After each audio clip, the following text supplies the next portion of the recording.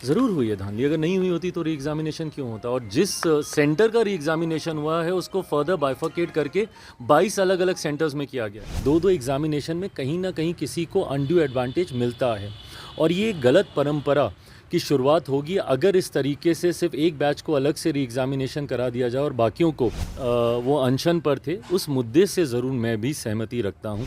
ऐसे में गठबंधन के भीतर भी मैंने मुख्यमंत्री जी के समक्ष कई बार इस विषय को रखा है। मैं ये मानता हूँ कि किसी छात्र के साथ कोई अन्याय ना हो, इसके लिए हम लोग की सरकार ज़रूर प्रयास करेगी। कोई अन्याय ना हो, इस बात को सुनिश्चित करने की जिम्मेदारी भी बिहार सरकार की है। मेरे खुद के परिवार के बच्चों ने इसमें एग्ज़ाम दिया है, वो बताते हैं कि क्वेश्चन पेपर लेट मिला। कई जगह तो जितने छात्र थे उतनी क्वेश्चन पेपर भी नहीं थे, उतनी शीट्स भी वहाँ पे अवेलेबल नहीं थी। उसको बाद में प्रिंट करके मंगवाया गया। प्रशांत जी ने क्या किया और क्यों किया और क्या कह रहे हैं और क्यों कह रहे हैं, बिना उस पर टिप्पणी किए हुए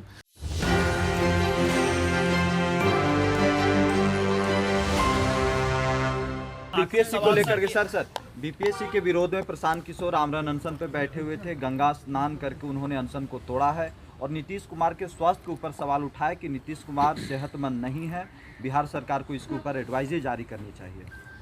देखिए, हर किसी के अपनी अपनी बातें रखने का तरीका होता है। बिना प्रशांत जी ने क्या किया और क्यों किया और क्या कह रहे हैं और क्यों कह रहे हैं, बिना उस पर टिप्पणी किए हुए जिस मुद्दे को लेकर वो अनशन पर थे, उस मुद्दे से ज़रूर मैं भी सहमति रखता हूँ। बीपीएससी के छात्रों के साथ कोई अन्याय ना हो, इस बात को सुनिश्चित करने की जिम्मेदारी भी बिहार सरकार की है।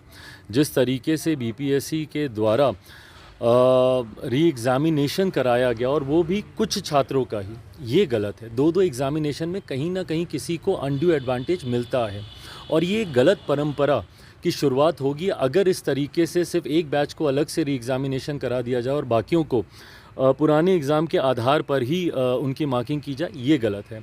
ऐसे में गठबंधन के भीतर भी मैंने मुख्यमंत्री जी के समक्ष कई बार इस विषय को रखा है। मैं ये मानता हूँ कि किसी छात्र के साथ कोई अन्याय ना हो, इसके लिए हम लोग की सरकार ज़रूर प्रयास करेगी। आप मानते हैं कि धांधली हुई परीक्षा में सर?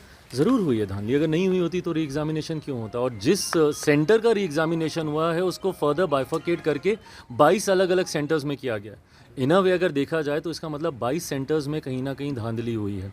मेरे खुद के परिवार के बच्चों ने इसमें एग्ज़ाम दिया है, वो बताते हैं कि क्वेश्चन पेपर लेट मिला। कई जगह तो जितने छात्र थे उतनी क्वेश्चन पेपर भी नहीं थे, उतनी शीट्स भी वहाँ पे अवेलेबल नहीं थी। उसको बाद में प्रिंट करके मंगवाया गया। ये बात क्लियरली गाइडलाइंस में मेंशन है कि अगर कोई पेपर लीक होता है सोशल मीडिया डिजिटल प्लेटफॉर्म पे, अगर पहले आ जाता है जब तक एग्ज़ामिनेशन चल रहा है, तो उसको रद्द किया जाना चाहिए। और जो कि हुआ है, जब तक एग्ज़ाम चल रहा था उससे पहले ही एक्स अकाउंट के ऊपर अलग अलग व्हाट्सएप ग्रुप पे पेपर लीक हुए हैं। ऐसे में मुझे लगता है बीपीएससी को इसकी जिम्मेदारी लेनी चाहिए। सबसे पहले एक उच्च स्तरीय जांच इसकी करवाई जानी चाहिए और जांच के बाद जो भी दोषी हैं उस पर कार्रवाई करते हुए